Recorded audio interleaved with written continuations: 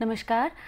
Today we will continue with our topic 6.2 on consumer learning, and we shall be discussing the remaining theories on consumer learning. We have discussed in the previous sessions the definition and meaning of consumer learning, the basic elements, the nature, characteristics of consumer learning. Thereafter, we have discussed the approaches to learning, and we have also discussed the learning theories we have just discussed the first learning theory.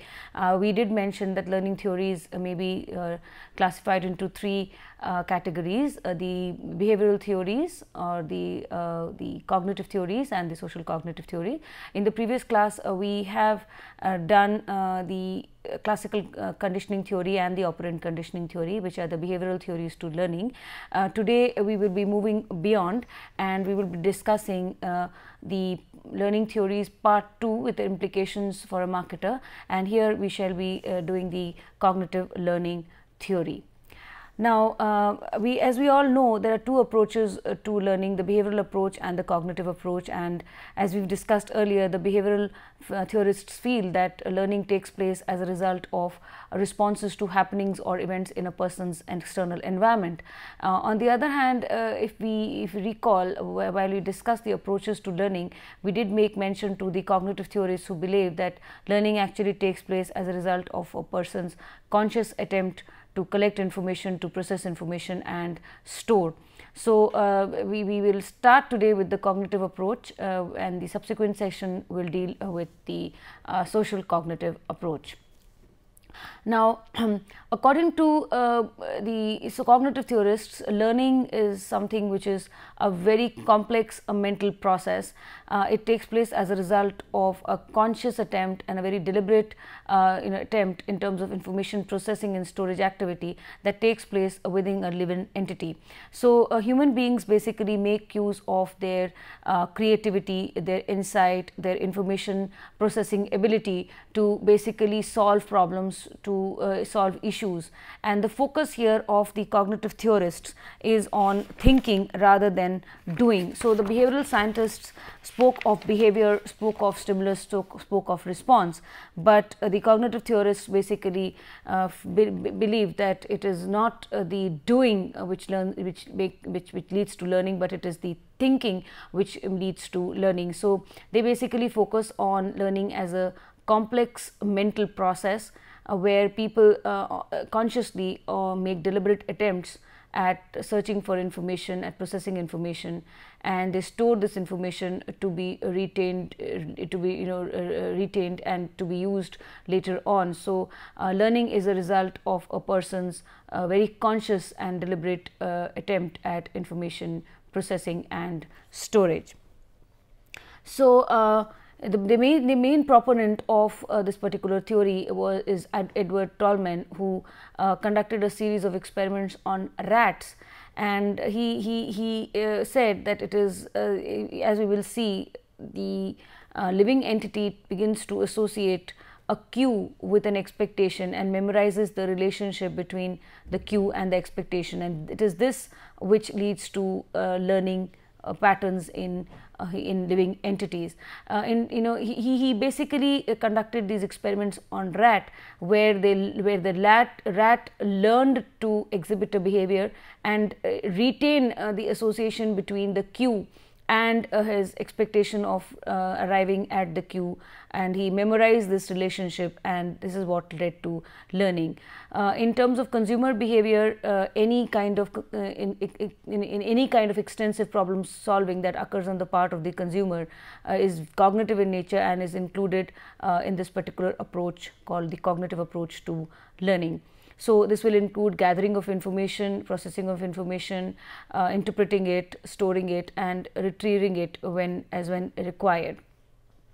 So, what happens is that the living entity begins to associate a cue or a minor stimuli with an expectation, and he memorizes this relationship, and it is this which actually leads to learning patterns in living entities.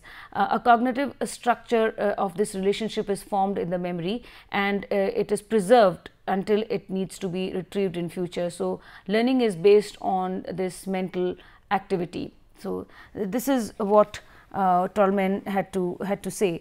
Now, Tolman basically established his relationship between environmental cues and expectations based on the experiments which he conducted on white rats.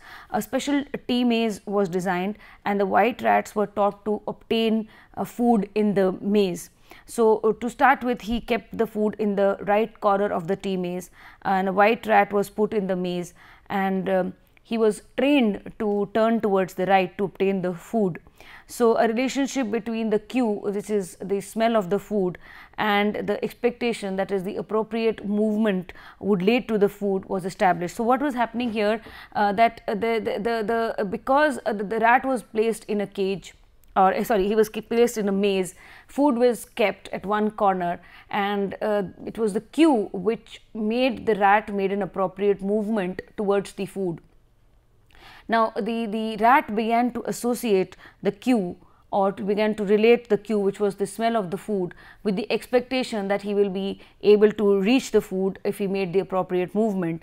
This relationship was established, and the rat memorized this relationship. So, he memorized a relationship between the cue, which is the smell of the food, and the appropriate movement which made him reach the food, and the rat learnt to remember this association between the cue and the expectation. So, between the food and his expectation that he will be able to reach the right point, or where the food was kept. So, this particular relationship was memorized by the rat, and he made the appropriate movements, and this is what led to learning. So, what we speak of here is a cognitive structure is formed between a cognitive structure is the relationship between the between the cue and the expectation is formed in the memory and is preserved till it is to be used later on, and learning which is based on such a mental activity, such a complex mental activity, is referred to as cognitive learning. So, it is purely, it would include gathering information, processing information, interpreting it, storing it in memory, retaining it, and retrieving it as and when it is required.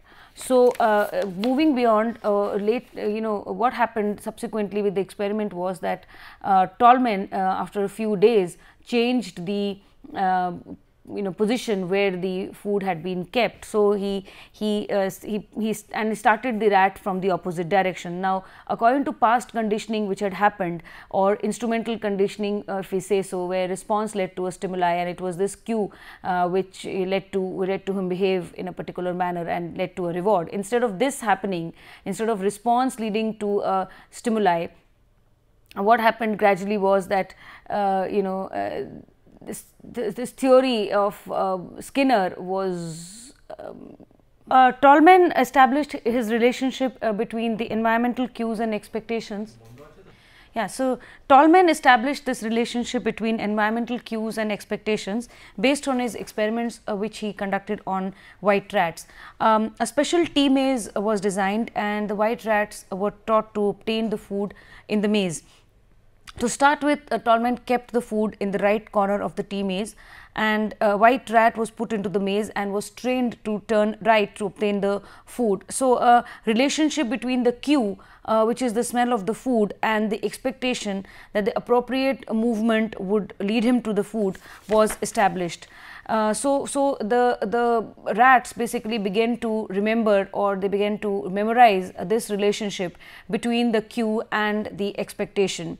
Thereafter, Tolman changed the position of the rat and started him from the opposite part of the maze. So, according to past conditioning or in terms of instrumental conditioning, where the response would lead to another stimuli, the rat, instead of according to as per his past grooming or as per his past conditioning, where the response led to a stimuli or the right movement would have led him to the food, he did not move right, but he moved towards left where the food was kept. So, he instead of moving right, he moved towards the opposite direction where the food had been kept, and the rat basically learnt to move through the maze with a motive and a direction towards the goal or towards the food, and a connection was built between a stimulus and a stimulus. So, the rat learnt to move through the maze with a motive and with a direction towards the food, and a connection was established between the stimulus and the stimulus. So, S led to a S. So, the rat had not only learned to form an association between the cue and the expectation, that the smell of the food acted as a cue and the right movement acted as a response, but he also had memorized this relationship. So, it was not just R leading to an S, or the smell of the food and the right movement relationship, but it was also memorizing this relationship, and that is how the rat had learned to move with a motive and a direction towards the food, and a connection was built between a stimulus and the stimulus. So, the rat had learnt this or memorized this relationship. As the association between the cue and the expectancy was strengthened, learning occurred. So, we will talk of this as a approach where one stimulus leads to another stimulus, and the association between the cue and the expectancy led to learning on part of the rat. So, behavior as such is typically goal directed, and that is what Tolman concluded from his experiment, where he said that the rat had not only learned to form an association between the cue and the expectancy, but it had also memorized this association. So, one stimulus led to another stimulus. It was, as per instrumental conditioning, he should have just moved towards the reinforcement should have acted as a stimulus, and he should have again preceded, or he should have repeated the behavior which preceded it. But Tolman went beyond and said it is just not instrumental conditioning which comes to play, but it's also important that the living entity begins to realize and remember this relationship between a cue and and the expectancy, and it not only realize and but also remember and memorize this relationship between cue and an expectancy, which leads to learning. So, the association between cue and expectancy leads to learning, and learning is any form of behavior is goal directed.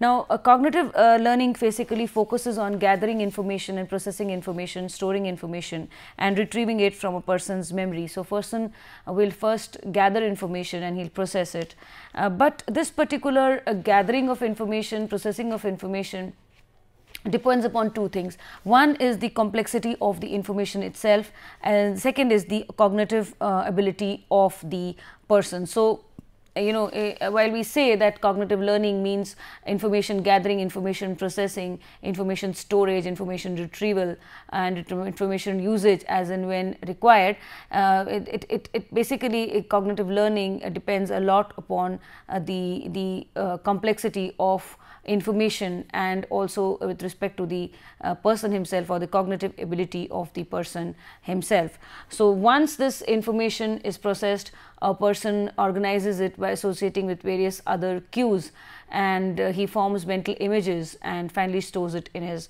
memory.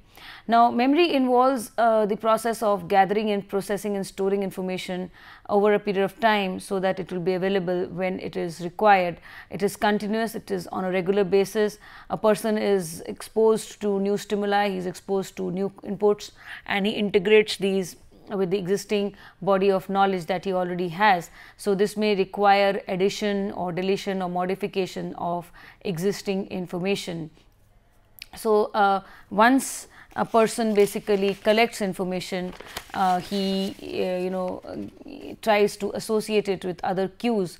He associated with other cues in his memory, and he forms mental images which facilitate which get stored in his memory and facilitate easy recall later on. So, anything which goes as input gets related to other cues, forms in the form of mental images, mental pictures, and gets stored in one memory, which can be retrieved later on as and when required. So, it basically involves gathering information, processing and storing it in the memory. Learning, the person is exposed to newer inputs on a day-to-day basis. It's a regular process, it's a continuous process, and he's confronted with newer information, newer inputs day-to-day, which he updates in his memory. Either it would mean addition or deletion or modification to existing information. Now, in terms of consumer behavior, if we see this, consumers are exposed to a lot of new products or services or changes in existing products and services on a day-to-day basis. There are newer products and services which are introduced. There are newer brands which come into the market. They can be either totally new innovations, or they can be modifications to existing products and service categories. So marketers constantly update consumers with a lot of information which they provide through their marketing communication, through their advertisements, through personal selling, or through sales force. It could also be providing information via dealers, opinion leaders. Marketers talk about the brands, about the features, about the attributes, the benefits, the prices, the availability, and so forth. And consumers begin to learn the consumers gather this information. They form mental images of updated information, and they add it up to their memory, and they form mental images about the various brands through imagery. And it's just mental images not only facilitate easy storage in the memory, easy memorizing, but they also facilitate easier recall later on. Once the consumer receives this information, he integrates it in his memory, and he would retrieve it as and when he requires, as and when he has a problem. And in case of a problem state, either an actual state or a desired state type, he moves back his memory and retrieves so that he can solve a product, so that he can purchase a product or service offering and solve his particular need through usage of such product or service offerings. Now, let us talk a little bit about memory. Okay. Now, individuals store the knowledge that they gather in a storage house, and this storage house is called a memory.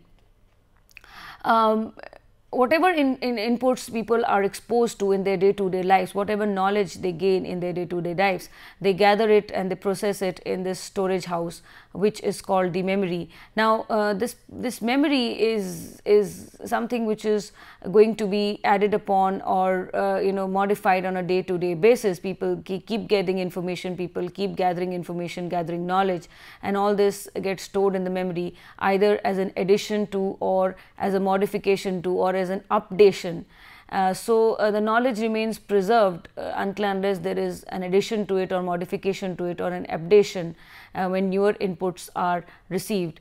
As and when there is a problem, this information is recalled for problem solving. Now, information processing basically depends upon three elements. One is the person's interest with respect to a product or service category, and the relevance that he attaches to such a product or service category. So, we could relate this to consumer motivation, we could also relate this to consumer involvement. Okay. Second thing which could affect the manner in which people process information and store information is the complexity of the information. How technical is it, how cumbersome it is to understand, or how ambiguous it is, or how technical it is another factor which will affect information processing and storage.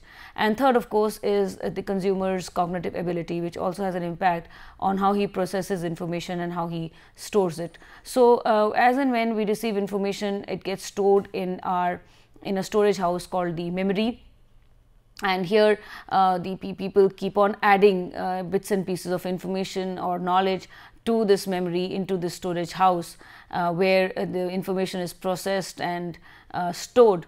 Whatever it is stored till and remains in its preserved form till newer inputs are added, or so the memory here, the database or the inputs inside the memory keep getting updated, either in the form of additions or modifications as and when newer inputs are received. And this information processing and ability will depend upon a person's ability, depend upon the information complexity, and very much on an individual's interest and involvement and his relevance for a knowledge input or his need-want pattern.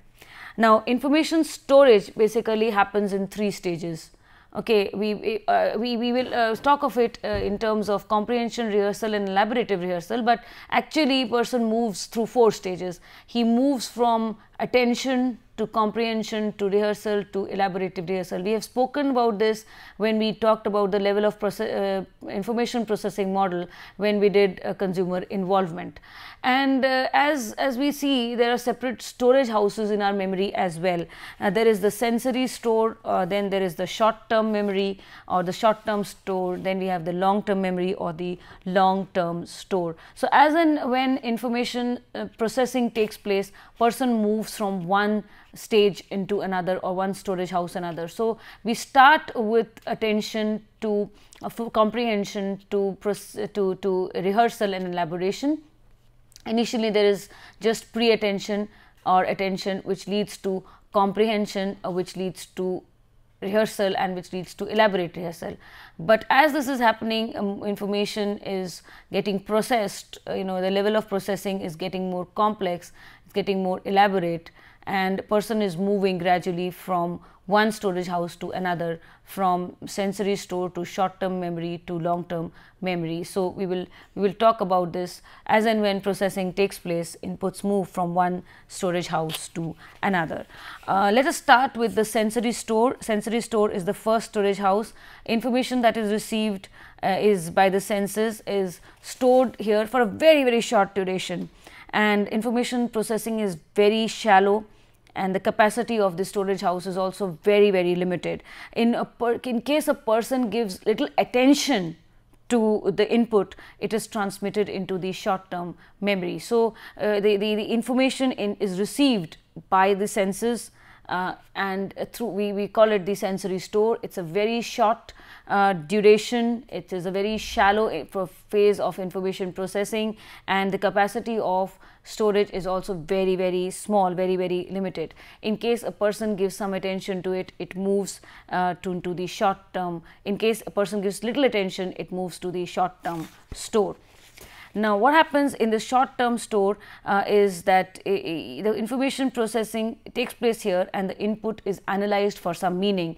We also call it as the working memory, or we also call it as the second storage house. So whatever input has been received as a part of attention is given some level of comprehension here. Some level of information processing takes place and the input is analyzed. However, again here information is stored for a short time, and that is why it is called a short term memory.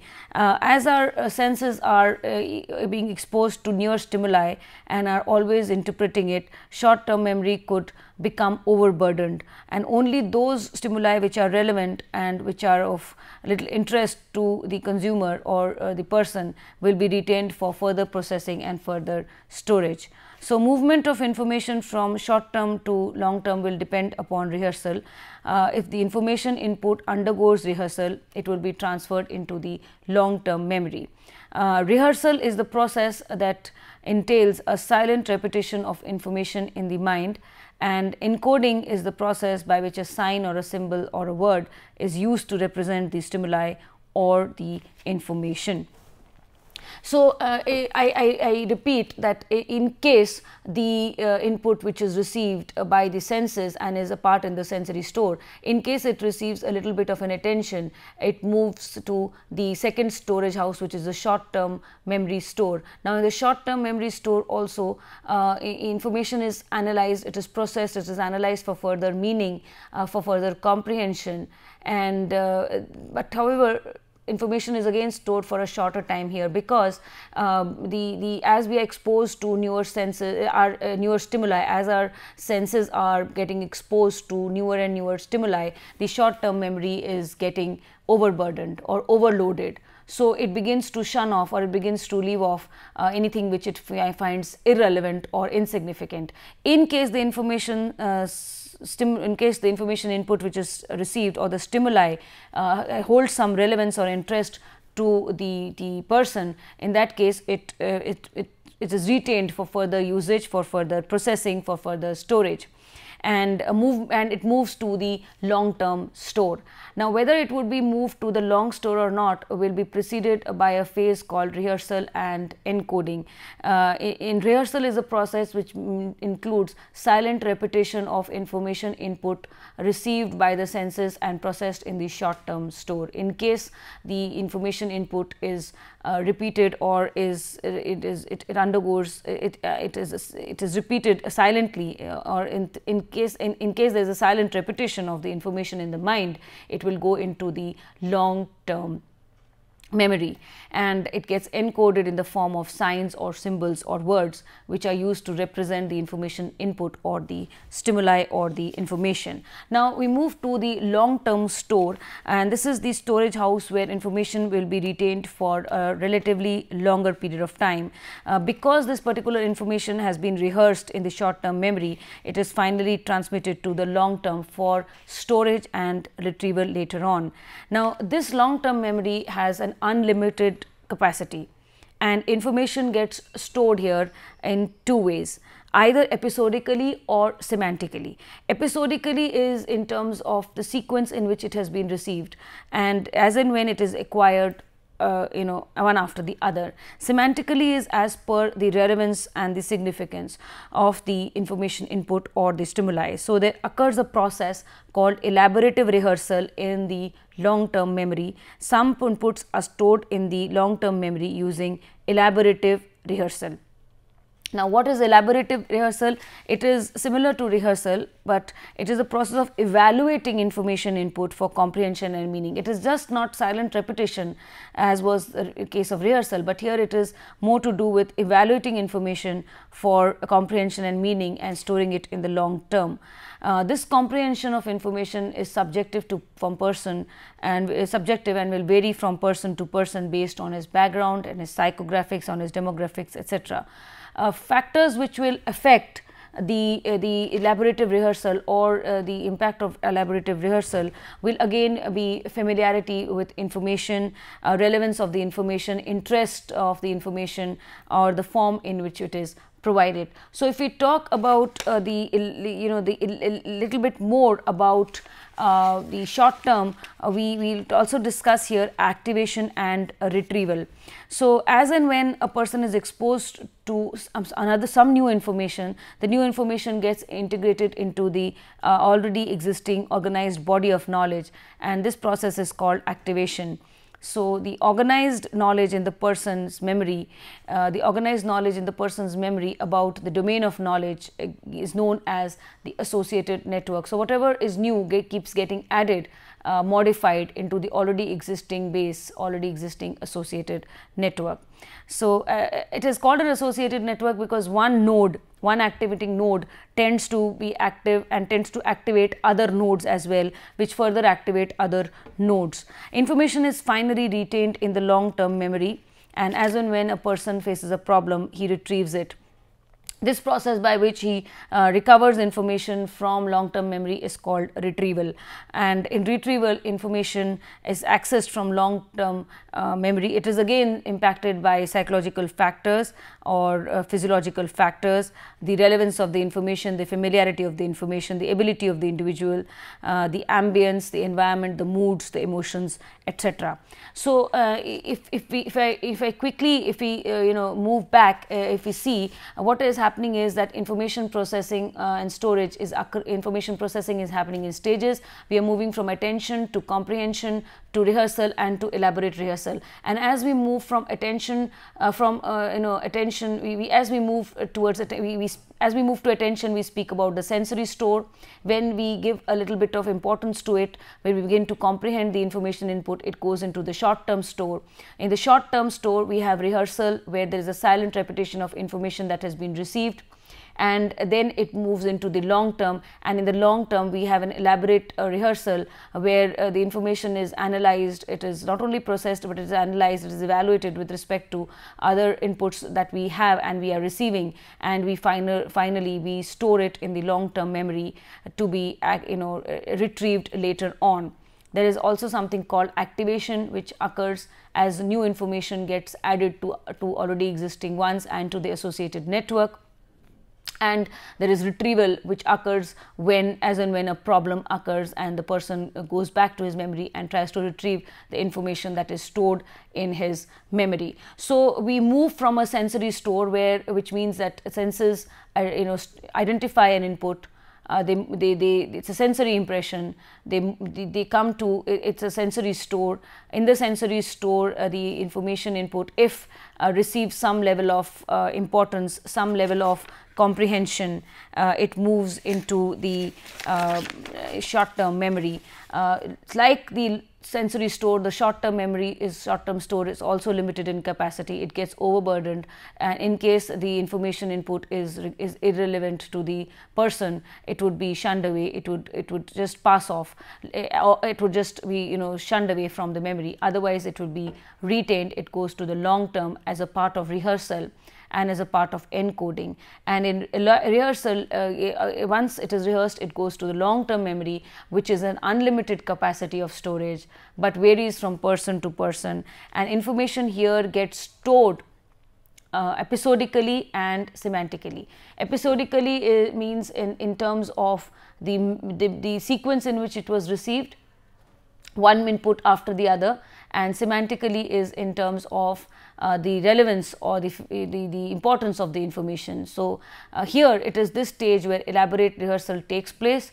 The information input is analyzed, it is comprehended for its meaning, and the level of comprehension here will be based on a person's ability, his familiarity with the information, importance of the information, interest, and the form in which it is received. And thereafter it remains in the long term. There is activation which takes place as newer and newer inputs are added, and also there is retrieval as and when required. So here in retrieval, the information is processed from the long term memory, and it will again depend upon physiological factors or the ability of the person, as well as psychological factors, emotions, moods, relevance of the input or familiarity of the input, the situation involved, etc. Now we should discuss this in the context of the consumer behavior. So if we discuss it in context of consumer behavior,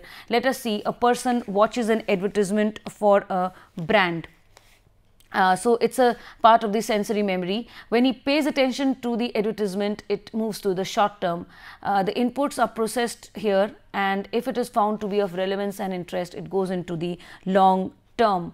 The input here could relate to the brand or the sign or the logo or the symbol, the features, the jingle, the celebrity, the endorser, the message content, and any and all of these. On the other hand, if the consumer lacks relevance and interest, the information input would immediately vanish. It will be scrapped off and forgotten.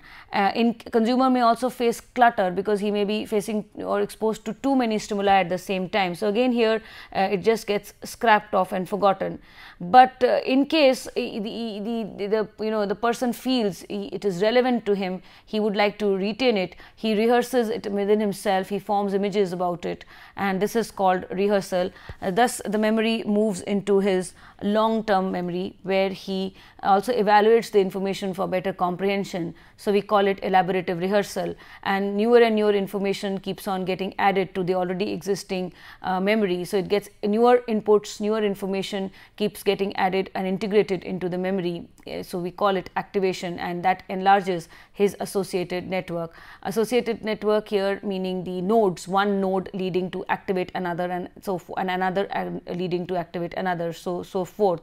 So once it is rehearsed and once elaborate rehearsal takes place, the memory, the information input or the information from the ad goes and gets stored in the long term memory to be retained later on as and when the person requires the product, and he goes back his memory to look for or gain information about the various brands. So when you see an advertisement, it's a sensory store. If you give some importance to it, it goes to your short term memory.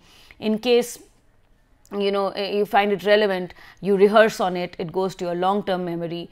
and in the long term memory it gets stored either episodically or semantically and to be retrieved later on. Activation takes place as and when newer inputs are added, newer information is added, and elaborative rehearsal takes place where you basically try to analyze this information, comprehend it and evaluate it with respect to other information that you have with respect to the product category or with respect to the brands. And then gradually through this analysis you basically finally it becomes a part of your long term memory to be retrieved or to be looked upon as and when required. So finally it goes into your long term memory. Now, the ability to retain information or in the memory will depend upon a lot of things. It will depend upon a person's cognitive ability, his ability to rehearse, his ability to elaborate rehearse, his ability to rehearse and elaborate rehearse and his repeat information so as to aid retention, his interest, his relevance, his familiarity with the information, his experiences, his moods, his emotions, his demographic and other psychographic components as well. And very importantly, the ability to retain will also depend upon the time which has elapsed since he was exposed to the information. Now, ability to retain, as we said, depends upon a person's ability, cognitive ability, depends upon his ability to rehearse and elaborately rehearse, as well as depends upon other psychographic and demographic characteristics, his emotions, his moods, the relevance of the information, the signification of the information, etc.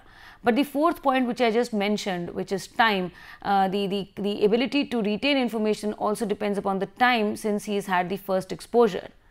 Okay, so that is one of the reason why marketers spend a lot of money on advertisements, because in case they do not and if a substantial amount of time gets lapsed between the communication between the marketer and the segment in terms of an ad not being flashed for a few days, in that case the consumer may begin to forget the marketer. So it's very important that you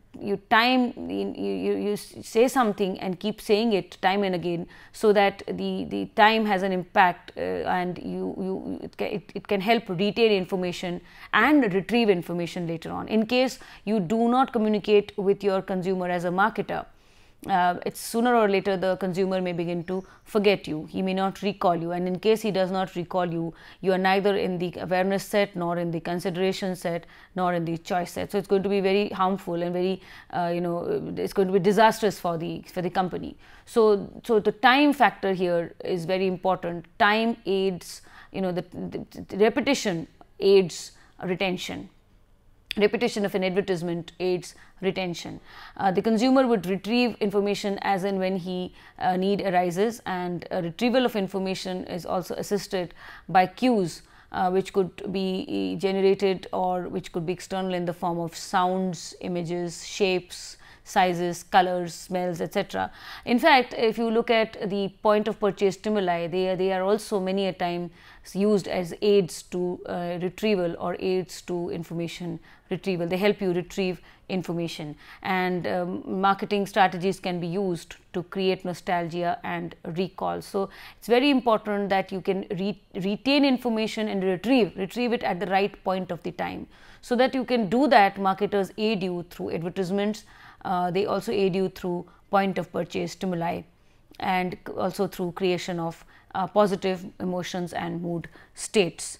So the implication for a marketer is that factors that affect a consumer's ability to process, store or retrieve knowledge are familiarity with the information, relevance of the information, interest in the information, and the form in it which is provided. Now, in terms of consumer behavior, any kind of problem solving, extensive problem solving on the part of the consumer is cognitive. As we all know, there are two sources of information, internal and external.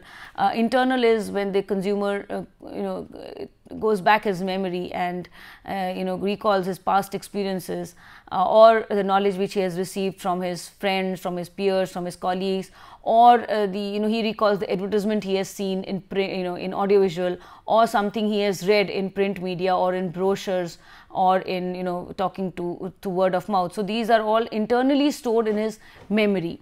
On the other hand, external is when he is going to collect more information about the marketer in the form of ads or brochures, or from trying to read articles and blogs on the internet, as well as any information that he derives at the time of purchase from the packaging or from the labeling or from the point of purchase stimuli. So the sources of information here could be either internal. Internal is memory, and here it is anything that he has experienced on his own or heard experiences from others, or any information that he's collected already and is stored in his database, and or any information that provided by his friends, peers and colleagues. So that becomes, and it's all stored in his internal memory.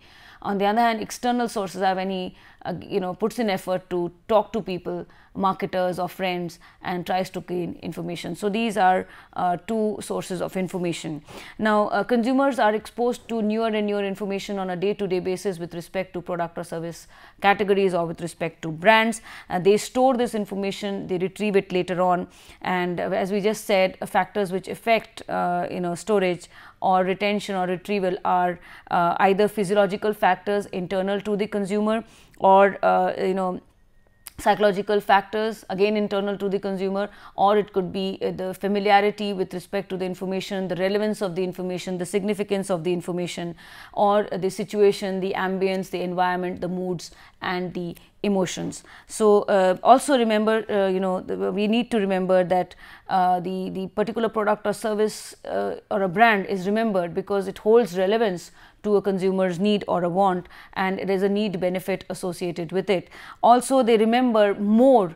It's very important to stress here that consumers tend to remember the benefits more than the attributes or the features. So it's very important that while you're talking to consumers or while you're telling them about your product or service or about your brand, you should stress on the benefits rather than on the attributes and features. Consumers tend to remember, retain and recall the benefits more than the attributes and the features. So that is again something which is very relevant to a marketer.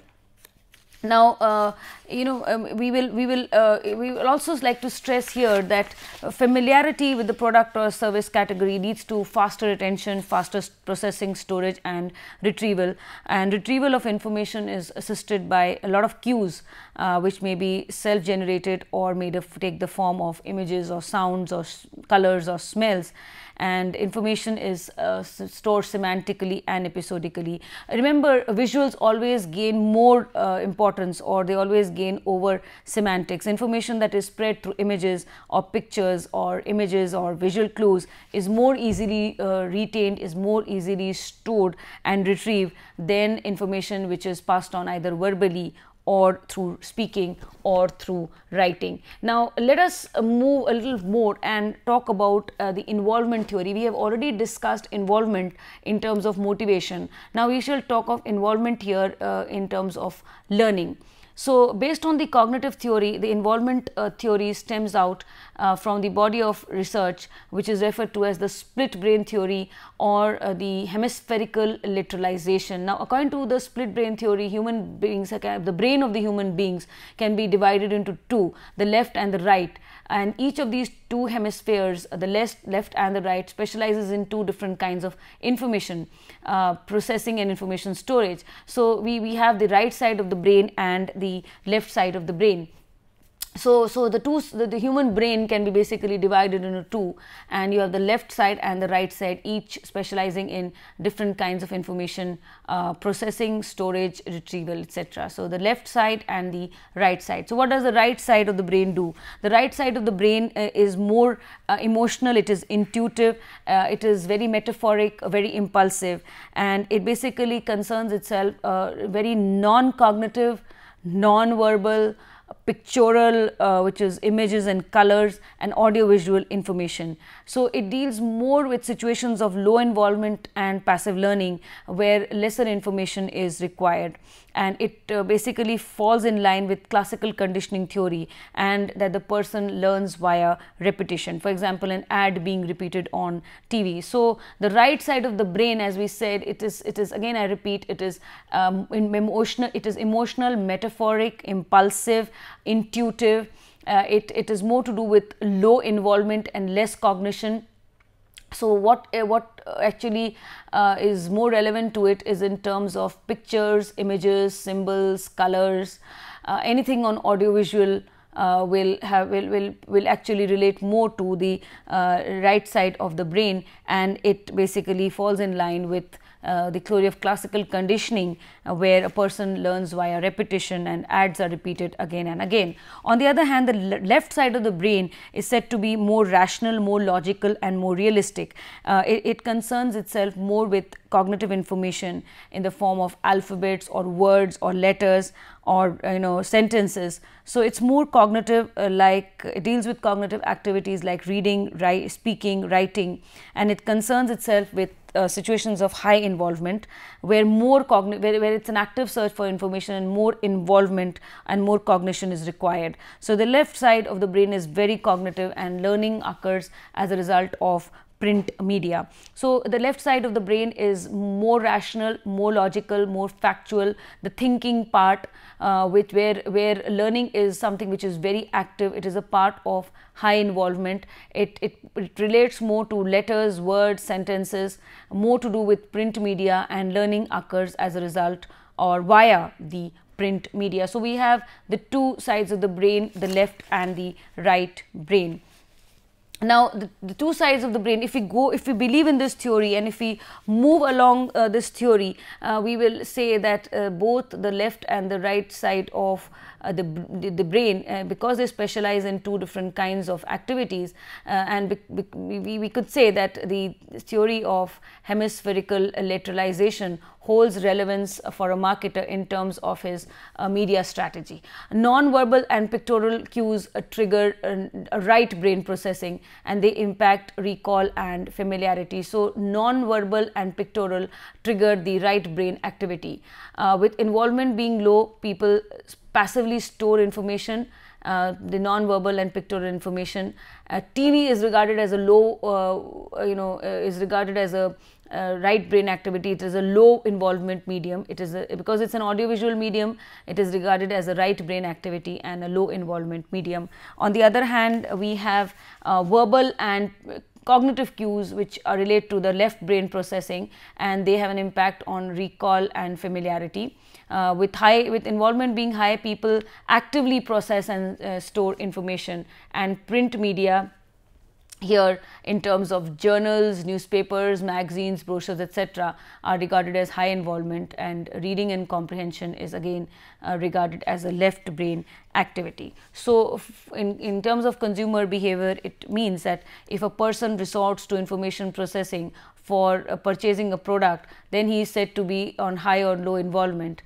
He is said to be high on, if he resorts to information processing for purchasing a product, he is said to be on high involvement. In not, he is said to be low on involvement. So for low involvement purchases, marketing communication through TV, is the right media. Consumers learn by repetition, the same message being exposed to again and again. And in cases of high involvement purchases, the print media is the right choice, and consumers learn by going through the information again and again, and it is a process, it is better for product evaluation and choice. Now, how this theory basically is being critically assessed by researchers. They say that the two sides of the brain do not act independently. In fact, they have the ability to work together, and they are integrated processors. So it has been argued that despite hemispherical lateralization, both the left side and the right side are capable of involvement, both high and low involvement, and they act as integrated processors. They both specialize in different kinds of activities, but they process information together. So it's an integrated effort on the part of them. As far as implications for a marketer are concerned, it has an implications for the content, the context and the presentation of both print and television advertisements. Non-pictorial non-verbal and pictorial cues trigger right brain processing, and with involvement being low, people passively process information, store information, and TV is regarded as a right brain activity and a low involvement medium. On the other hand, verbal and cognitive cues, they trigger off left brain processing, and with involvement being high, people actively process information and they process and store verbal and written information. So print media with the newspapers, journals, magazines, brochures, they are regarded as a high involvement media, and reading and comprehending is regarded as a left brain activity. So now we have spoken about this, we have spoken about the cognitive theory, and we have also spoken about involvement and how you can relate involvement with the cognitive theory. There are three other theories which emerge within the cognitive theories, and especially with reference to high and low involvement. These theories are the central and peripheral route to persuasion, the elaboration likelihood model, and the social judgment theory. So today we shall be speaking about the central and peripheral routes to persuasion theory, and we will be talking about the other two theories in the next session. Now, according to the central and peripheral route to persuasion theory, the consumers basically attach a level of relevance to a purchase situation, which could take place on a continuum in the form of high or low involvement. So consumers put in a lot of effort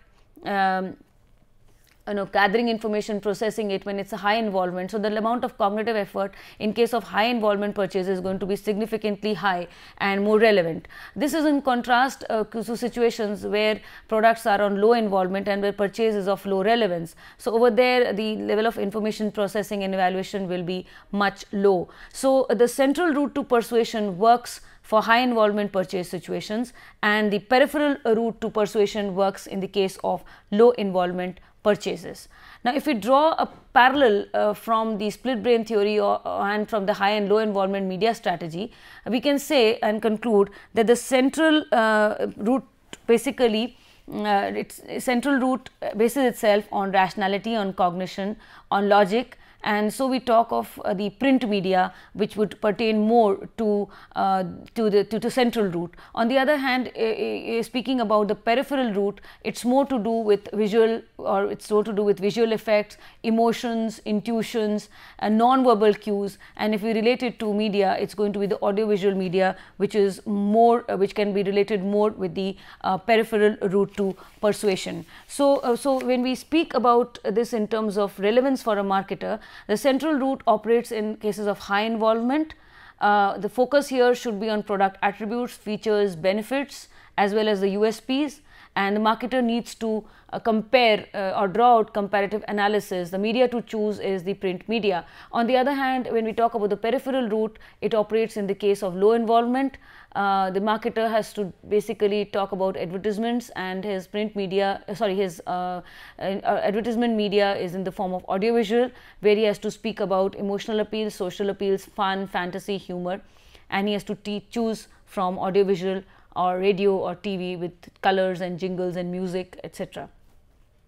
Now, with this we come to a conclusion of this session. Let us look at the references for further reading. Arcel, Consumer Behavior and Marketing Action; Loudon and Della Bitta, Consumer Behavior, Tata McGraw-Hill; Kotler and Keller, Marketing Management; Pearson, Peter and Olson, Consumer Behavior and Marketing Strategy, McGraw-Hill; Schickman and Kanu, Consumer Behavior, Prentice Hall; and Wells and Prensky, Consumer Behavior, John Wiley. Let us come to frequently asked questions. Discuss the involvement theory. How is it relevant for a marketer? So you will talk about the involvement theory in terms of the split brain theory or the theory of hemispherical lateralization, where you will speak about the right side of the brain and the left side of the brain. You will talk about how they have relevance for the media strategy and how critically the theory has been assessed, and we can also relate it to the central and peripheral route to persuasion. Question number 2, write short notes on route to persuasion theory. So you talk about the central route to persuasion and the peripheral route to persuasion. self-evaluation test and quiz. First is section A, true and false. According to cognitive theorists, response towards stimulus is not always reflective and automatic or out of pure conditioning. Is it a true or a false statement? Well, this is absolutely a true statement. 2, branding is a perceptual process that enables formation of mental images within person. So, is this true or false? It is false. It is not branding, but it is imagery. Okay, because imagery is a perceptual process. Question number 3, visual cues always gain over semantics in terms of storage, recall and retrieval. True. It's a true statement. Question number 4, highly involved people are said to possess narrow latitude of acceptance and wide latitude of rejection. Again, this is a true statement. And question number 5, consumers who are involved lowly with the product category are likely to be brand loyal and would tend to patronize select brands. So, this is partly true and this is partly true and partly false, but we will take it as a false statement. Consumers who are involved lowly with the product category are likely to be brand loyal and would tend to patronize select brands. This is a false statement. So, you have the first statement which is true, the second which is false, and the third and fourth are true, and fifth is against false. Fill in the blanks. Dash theorists believe that a person's learning is a complex mental process. Cognitive theorists believe. Question number 2, in case a person gives attention to the information input, it is transmitted from the sensory memory to the dash memory, to the short-term memory. Question number 3, dash is a process that entails a silent repetition of information in mind through encoding. So, rehearsal is a process that entails silent repetition of information in the mind. Question number 4, the left brain processing is very cognitive and learning is via the dash media. Learning is via the print media. And question number 5, the dash route to persuasion works in case of high involvement purchase situations. So, the dash, the central route to persuasion works in case of high involvement purchase situations. Coming to section C, multiple choice questions. Tolman's approach to learning could be explained as R leading to R, S leading to S, R leading to S, or S leading to R. Well, it is B, which is S leading to S. Okay. 2, the process by which a person recovers information from long-term storage is called A, retrieval, B, rehearsal, C, associated network, D, none of the above. It is A, it is called retrieval. 3, which of the following is false about the right side of the brain? A, it is emotional and impulsive. B, it concerns itself with non-cognitive, non-verbal information. C, falls in line with operant conditioning. D, none of the above. So, the answer is C, that it falls in line with operant conditioning. This is a false statement. 4, TV watching is regarded as a right brain activity and a dash involvement medium. A, low and high, B, low, C, high, D, moderate. Answer is B, which is low only. It is regarded as a low involvement medium. Question number 5, which of the following is true about peripheral route to persuasion? It operates in cases of high involvement purchases. Emotional appeals can be used. The media to choose is from print, all of the above. So, the answer is B, emotional appeals can be used. This is the only true statement about peripheral routes to persuasion, which is an option given here. Short answers: what is elaborative rehearsal? What is associated network? Mention the factors that affect a consumer's ability to process, store and retrieve knowledge. And 4, mention the 3 theories that emerge from within the cognitive theories, especially with reference to high and low involvement purchase situations. So, these are the various questions which can be asked. Okay.